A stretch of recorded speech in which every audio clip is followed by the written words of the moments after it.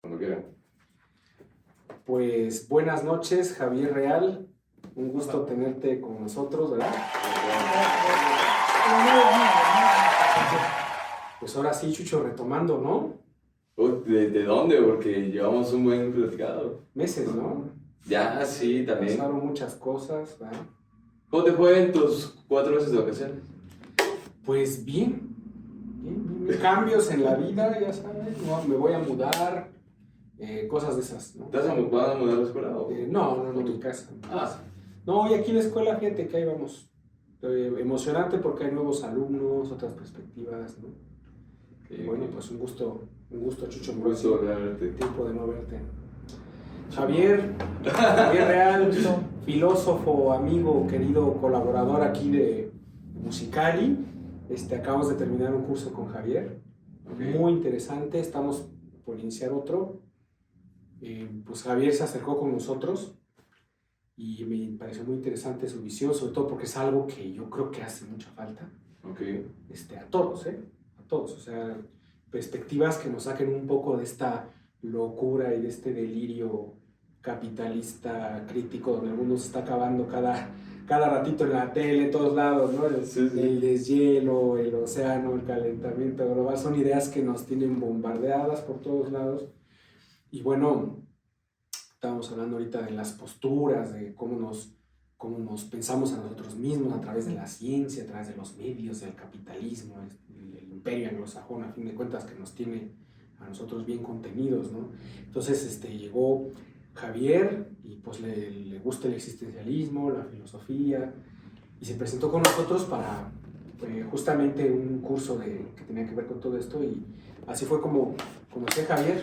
Javier, pues qué gusto tenerte aquí, por fin, un poquito más ya fuera del papel de maestro, de los chicos, directamente como amigo, como colega, educador, ¿no? Me da muchísimo gusto que hayas aceptado estar aquí. Ya vimos un podcast, te mandé un podcast ahí de más o menos qué pasa, y pues bueno, como ves, sabes, no hay línea, entonces siéntete a gusto de compartir, platicar, ahondar. De hecho, pues la gente que nos ve le gusta mucho el contenido tan diverso que luego llegan con los invitados, y bueno, pues adelante, Javier. Y justamente estamos hablando ahorita de las identidades y justo hablando ahorita como el vínculo que tenemos como maestro, como alumno, y en este caso, el momento en que comenzamos el podcast y comenzamos a tomar cierta identidad, ¿no? De cosas que tenemos que decir, una introducción, un papel, nos metimos en un personaje. Y yo mencionaba previamente que Guattari, que administraba un manicomio psiquiátrico, tenía un paciente que tenía autismo. Y este paciente a la semana tenían en el psiquiátrico un día de carnaval donde se disfrazaban y podían ser otros personajes. Y lo que pasaba en ese día del carnaval se dieron cuenta que el que tenía autismo se curaba el autismo. Y cuando aprendieron que por qué, porque no se tenía que tomar en serio su papel. Es decir, tomaba otra identidad. Lo cual nos indica que hay identidades que tomamos que nos enferman o nos asociamos a una identidad un poco dañina de nosotros mismos. Yo conozco personas que, por ejemplo, hacen un ejercicio de cambiarse su nombre porque el nombre con el cual crecieron está asociado a regaños, a maltrato, a heridas. Entonces, cambiarse su nombre es otra forma de nombrarse, pero otra forma también de crear otra identidad con la cual se puedan vincular con la realidad y que les permite estar de una forma más sana con el mundo. No se me hace como un disparate, un absurdo, sino más bien estamos tan asociados a una identidad a lo mejor dañada o herida que intentar renovar nuestra identidad y nuestro vínculo, por lo tanto, con el mundo y con nosotros, es una forma de intentar curarnos. Es decir, ¿qué tanto has creído un personaje que te ha dañado y que te ha hecho, pues, no existir tan libremente como a lo mejor quisiera ser? ¿Qué tanto quieres dejar una máscara a un personaje? Y muchas veces las máscaras o las identidades permiten a otras personas ser más libres, más extrovertidas, estar más de acuerdo con el mundo. Yo conozco actores que cuando toman un personaje están muy agradecidos con un personaje porque ese personaje les permitió ser mucho más libres, más agradecidos con el mundo, o otra versión de ellos que no hubieran experimentado, no haber tomado ese tipo de identidad. Pero ¿qué implica esto en el fondo? Es que somos infinitos, porque puedes tomar o renovar las tipos de identidades o máscaras, como tú quieras llamarlo, de ti mismo.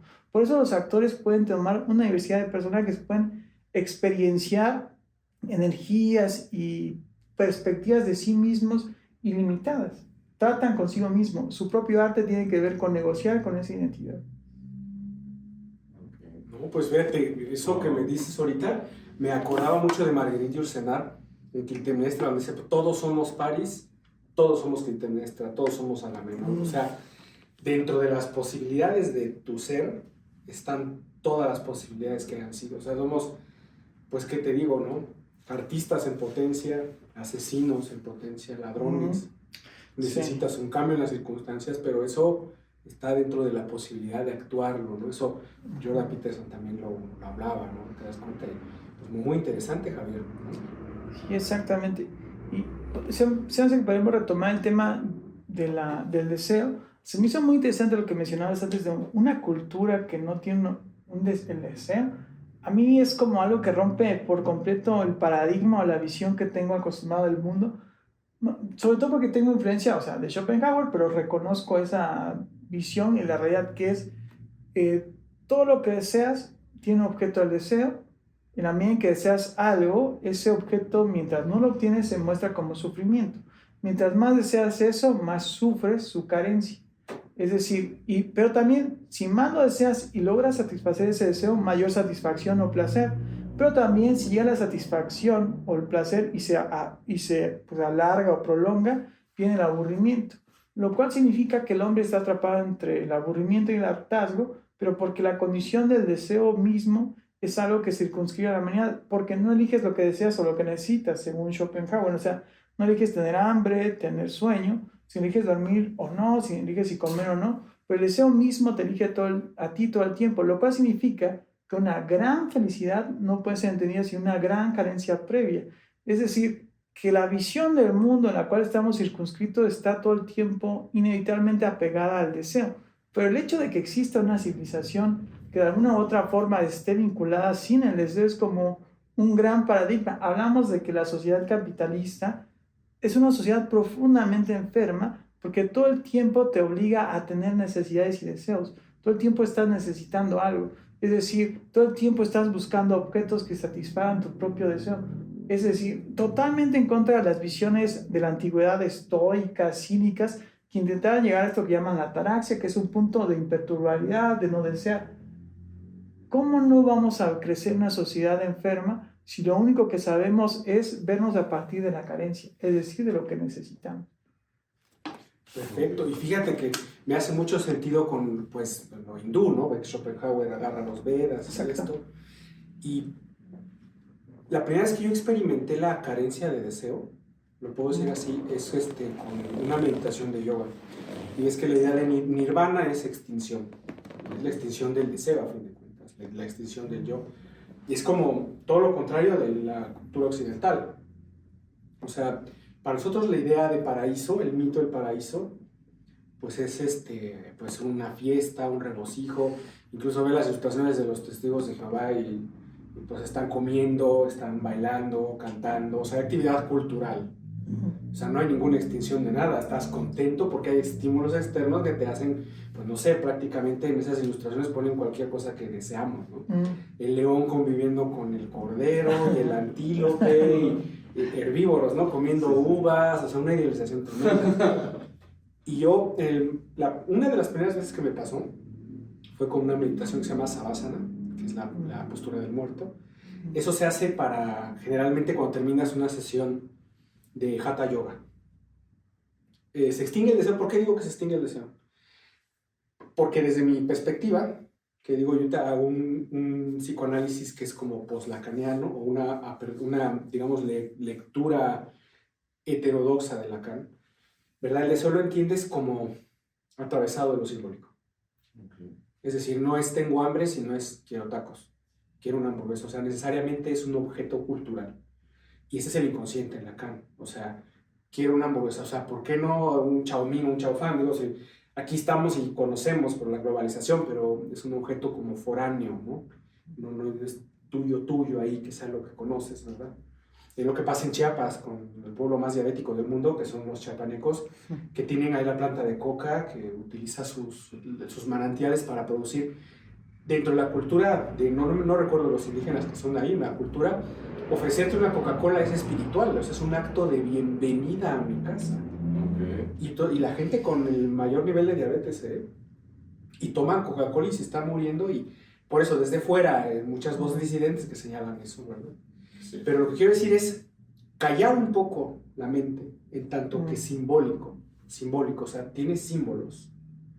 ¿Qué deseo? ¿Qué quiero? Un coche, no tengo pensión, más que unas afores ahí todas chafas, voy a tener hijos, no los voy a tener, me voy a casar, me voy a quedar solo, si me enfermo, ¿quién me cuida? Etcétera. Los problemas que tenemos modernamente, digamos, ¿no? Sí, sí, sí. Cuando tú haces este tipo de meditaciones, experimentas una extinción de ese delirio. La otra vez leí en alguna lectura de Alfredo Eidelstein, que es el presidente de APOLA, la Asociación de Psicoanálisis donde yo pertenezco. Él decía lo siguiente. Él decía, o sea, el deseo está ahí, ¿verdad? Y nosotros somos como monos delirantes, ¿no? O sea, porque el lenguaje introduce, la realidad sería eso, una especie de trenza entre lo real, lo imaginario y lo simbólico. Es decir, lo real, en tanto lo que hay, luego lo fenoménico, que es el imaginario, el presente, el tiempo, el lugar donde se dan los fenómenos, y lo simbólico, lo ausente, lo que no está. ¿Qué no está? Pues mi mamá no está y puedo hablar de mamá. No hay perro y hablo del perro. No hay justicia, no hay paraíso y hablo del paraíso. Eso está flotando y recurre y viene, y tú puedes sentir que te amenaza esa imagen, que te amenaza o que te da placer. No sé si les ha pasado. Para dormir yo tenía una técnica, me imaginaba un escenario, me voy a comprar ese coche, me voy a comprar... soñabas con el coche, claro. Sí, claro. Sí. Ahí hay un deseo instrumentalizado. Cuando tú callas, una especie de forclusión, psicoanálisis es sacar uno de esos rieles de la realidad. A mí el yoga me lo facilitó. Más que el yoga en tanto las posturas, las meditaciones. Simplemente concentrarte en el presente, lo que hablábamos, Javier. ¿Qué trabajo nos cuesta pensar en el presente? Y el presente es lo que hay, o sea, a fin de cuentas es esto. Y me ha servido mucho con ciertos alumnos que tienen mucha ansiedad, lo que te decía yo, he incorporado estas visiones a mis clases. Y le digo, a ver, todo eso ese miedo que sientes, de que no tienes que estar aquí, no debes hacer, ¿está aquí? ¿Esa voz de dónde es? Esa voz es de otro, no es tu deseo. Eso en psicoanálisis se llama inmixción de otredad. Es decir, hay un otro detrás del espejo que te dice tu imagen. Esta obsesión de las niñas por estar hiperflacas es deseo de otro. O sea, ¿de dónde está el estoy gorda? ¿Dónde está eso?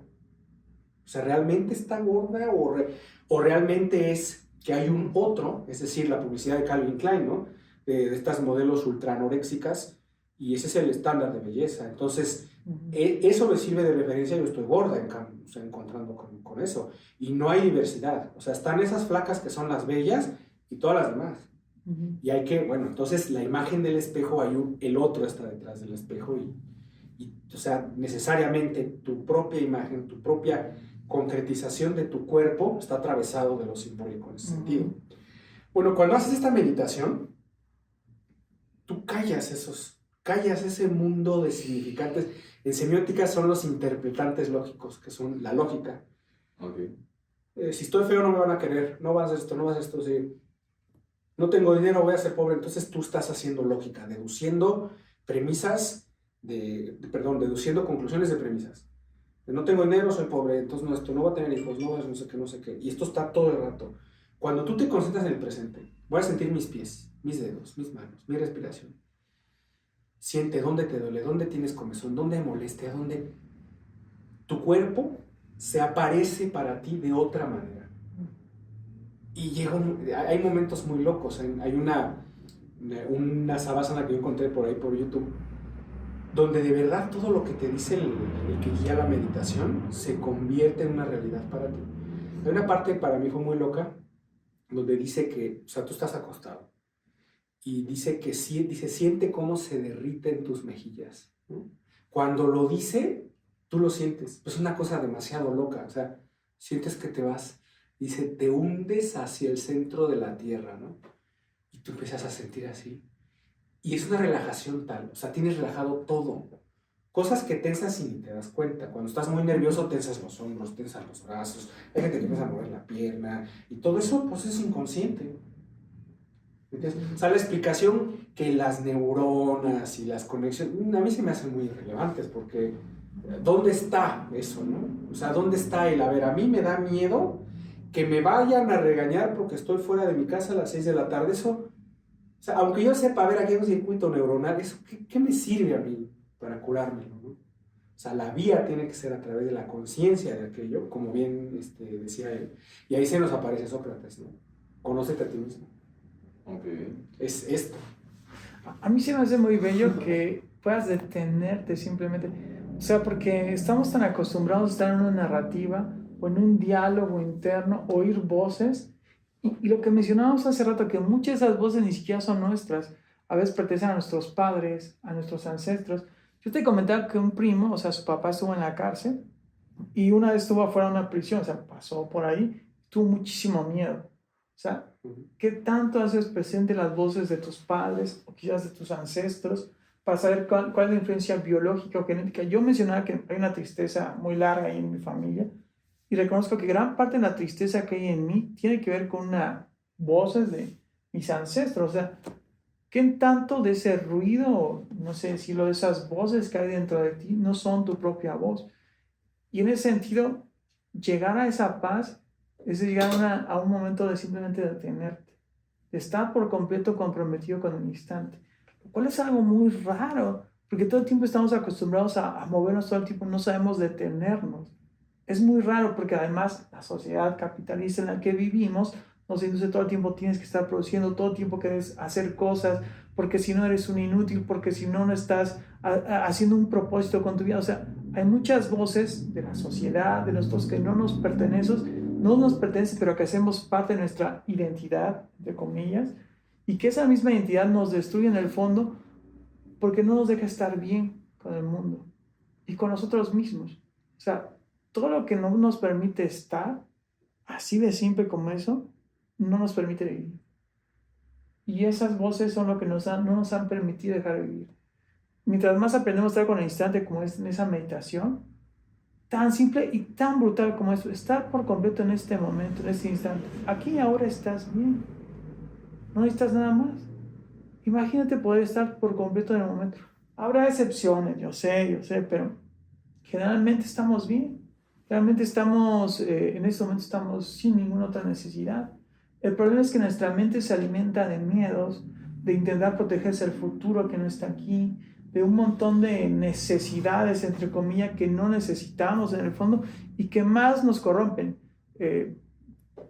Como Séneca decía, cuando el animal ve el peligro se protege, pero inmediatamente se va el peligro, está tranquilo y en paz. La humanidad es diferente, ve el peligro, se va y sigue protegiéndose todo el tiempo. Si pudiera estar como en esa seguridad conquistada del instante, estaría bien. Pero como no sabe estar en este momento, en este instante, todo el tiempo está luchando con la vida. Se anticipa el sufrimiento y sufre de antemano. En fin. Sí, es tremendo, ¿eh? Sí, y Jordan Peterson, que nos encanta, ¿no? Ya lo comentábamos hace rato detrás de las cámaras, pues mucho retoma esta idea, ¿no? O sea, nos preparamos y no sé, ahorita fíjate que eso que estabas diciendo de la propia identidad y que nos puede hacer daño, o sea, yo recordaba varias lecciones de Lacan. Hay dos cosas muy interesantes. Esto que dijiste, o sea, la tristeza que me viene de generaciones. Como se dice con análisis, la falta se pasa. Se pasa. Tengo un ejemplo muy claro. Tengo aquí pues una alumna que ha tenido problemas complejos. Y te das cuenta cómo hay una genealogía de la angustia. Porque la angustia focalizada en cierto tipo de angustias y no otras angustias. Y siempre tenía que ver con no me merezco esto porque es desperdiciar dinero, recursos y yo tendría que sacrificarme.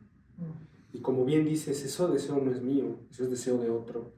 Ahí hay una inmixción de la otredad. Inmixción es un verbo que no tiene traducción y realmente es básicamente lo que hace la bolsita de té cuando lo echas al agua. Es decir, una vez que la echas, tú ya no sabes cuál es el agua y cuál es el té.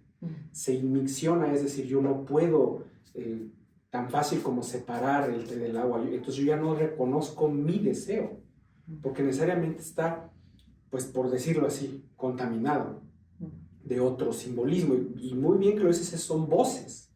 La voz es necesariamente una dimensión simbólica, no es un presente, no es un fenómeno, es una voz, es una idea, es un destino, a fin de cuentas. Y ese es el inconsciente, esa cadena de significaciones que de pronto tú dices, a ver, yo creo, por ejemplo, que yo soy el que tiene que salvar a la familia de la pobreza. Entonces y eso se convierte en destino, ¿eh? Tú ya ni sabes por qué estás estudiando el doctorado, la carrera, por qué te matas trabajando 40 horas y sufres y tienes angustia. Y en el fondo de esa construcción que le da sentido a tu vida, hay una base que te dice, tú eres la única respuesta, no puedes permitirte 2 o 3 días de vacaciones, porque tienes que sacar adelante a todos, no te lo puedes permitir. Y eso es una ficción, es decir, es un personaje que tú juegas, que tú actúas, pero porque hay un destino atrás de aquello. Y eso se puede cambiar, ¿eh? Eso es muy loco. Psicoanálisis yo creo que permite revisar esas trocitos de cadenas significantes, pero yo así lo concibo, son como trocitos de código, de código o de computadora, que te dice tú, luego hay una relación, esto, tú debes o tú no debes o tú esto. Y sobre eso tú construyes más sentido. Y luego ese sentido puede ser que te agobie o que no te guste. Que digas, es que yo no quería hacer esto, pero lo estoy haciendo irremediablemente. Y no sé por qué lo hago. Y cuando tú te permites revisar, dices, a ver, si yo le hago frente directo a mi neurosis y encuentro esas significaciones que son las que me mueven así, de pronto se puede transformar todo, ¿eh? Absolutamente. Te digo, esta chica que es mi alumna, de pronto venía al piano y yo le decía, lo importante es qué significa. Yo no puedo saber, o sea, nosotros 3 estamos viendo el piano y para ninguno significa lo mismo. O sea, yo con esto he hecho todo desde que soy chiquito y para ninguna relación especial.